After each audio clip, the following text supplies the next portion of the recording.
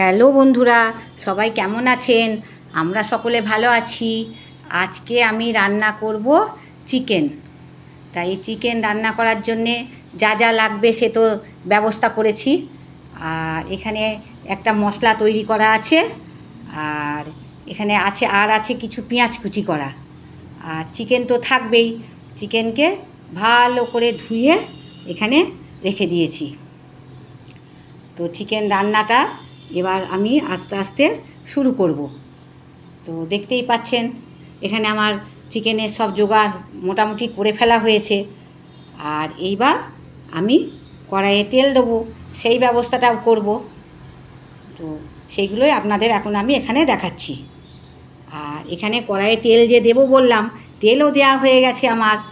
আর চিকেনের জন্যে আলুটাও ভালো করে ভাজা হয়ে গেছে। তো আলু ভেজে এবার একে একে অন্য জায়গায় দেখুন তুলে রাখছি। তো আলু তো আমার লাল লাল করে ভাজা হয়ে গেছে, আর আলুগুলোকে ওই জন্যে এবার তুলে রেখে দিচ্ছি।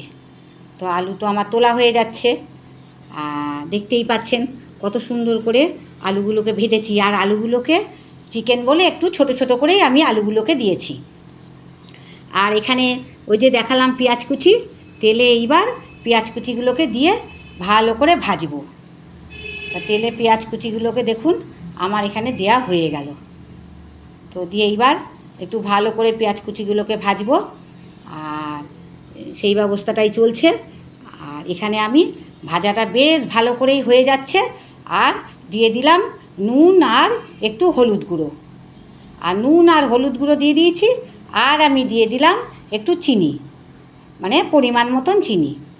তো একটু চিনি দিলে ভালোই লাগবে। তো চিনিটা দেওয়া হয়ে গেল। আর এখানে দিয়ে দিলাম কিন্তু ঝাল লঙ্কার গুঁড়ো না, এটা শুকনো লঙ্কা না, ওই কাশ্মীরি লঙ্কার গুঁড়ো, যাতে কালারটা খুব ভালো আসে। আর আমি দিয়ে দেবো চিকেন মশলা। তো এখান থেকে চিকেন মশলা ওই জন্য দেখিয়ে নিচ্ছি। তো ওই ছোটো প্যাকেটের এক প্যাকেটই চিকেন মশলা এখানে দিয়ে দেবো। তা দেখতেই পাচ্ছেন মশলাটা দেওয়া হয়ে গেল। তো এইবার মশলাটাকে দিয়ে ভালো করে নাড়াচাড়া করছি। আর কালার তো খুব সুন্দর চলে এসেছে। আর ওই যে মশলাটা বললাম, ওই মশলাটা এবার আমি দিয়ে দিলাম। ওই মশলাটার মধ্যে আছে পেঁয়াজ, রসুন, আদা, কাঁচা লঙ্কা, আর গোটা গরম মশলা, জায়ফল, জয়িত্রী তার মধ্যেও দেওয়া আছে। আর আছে ধনে জিরে গুঁড়ো আর একটু হলুদ। এই সব কিছু একসাথে দিয়ে বেটেছিলাম। তো দেখতেই পাচ্ছেন সেই বাটাটা এখন দিয়ে এবার ভালো করে কষালাম। তা কষা প্রায় হয়েছে, আর কালার তো ভালোই এসে গেছে, বুঝতেই পাচ্ছেন। তো এবার ওই সামান্য একটু জল দিয়ে দিলাম, মিক্সির বাটিটাকে আর কি ধুয়ে, মিক্সির জারটা ধুয়ে একটুখানি জল তো দিয়ে দিলাম। তো এবার দেওয়া হয়ে গেছে, আর তো কিছু নেই, এবার মাংস দেওয়ার পালা। তা ভালো করে তো কষা হয়ে গেল মশলা। এইবার এই যে দেখতেই পাচ্ছেন এবার মাংসগুলোকে দিয়ে দেবো।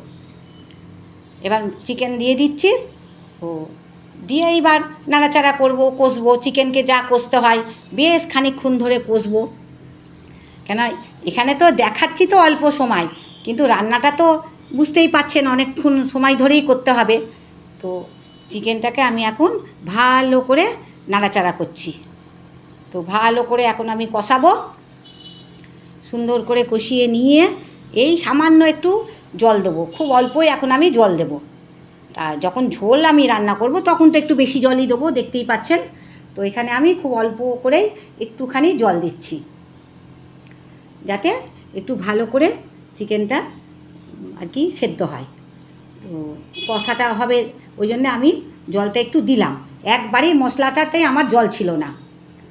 তো এবার আমার হয়ে গেছে ভালো করে নাড়াচাড়া করা, দেখতেই পাচ্ছেন। তো এবার একটুখানি না, একটু সময় ধরেই আমি ঢাকাটা দিয়ে দেবো। তো বেশ 10-15 মিনিট আমি ভালোভাবে এই ঢাকাটা দিয়ে কিন্তু ফুটিয়েছি। আর এইবার ঢাকাটা তো খুলবো।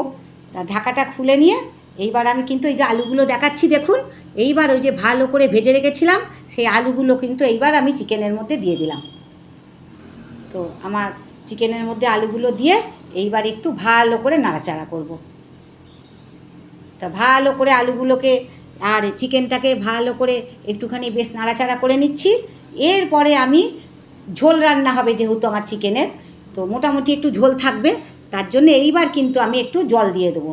তো দেখতেই পাচ্ছেন ভালোভাবে তো চিকেনটা ফুটে উঠেছে। তো আমি এইবার ঝোলের জন্যে আমার পরিমাণ মতন জল দিয়ে দিলাম।